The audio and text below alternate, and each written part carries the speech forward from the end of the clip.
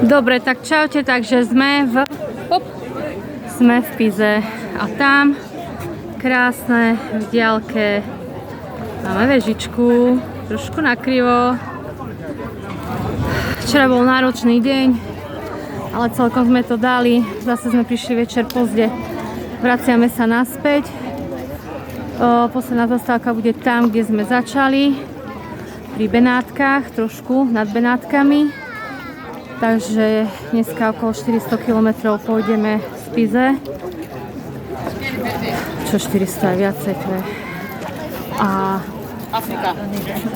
potom už vlastne v sobotu pôjdeme zase 8 hodín už trchli domov, tak aby sme večer prišli.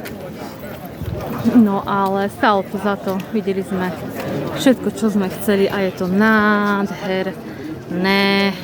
Ideme na šikmú vežičku. Tam sa nedostaneme, lebo pozerali sme lístky, sa dajú zakúpiť len online a aj pol roka dopredu, hej, že je tam časovka a to je full, to je plné. Máme nejaké suveníry, veľmi pekné, zase nejaké drahé to není. A ideme pár fotiek spraviť.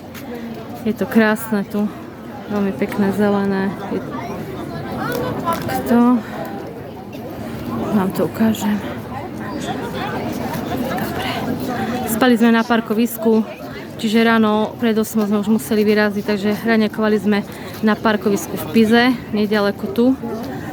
Takže tam z toho video až tak vám potom vložím, budete vidieť, ale je to extrém. OK, čaute.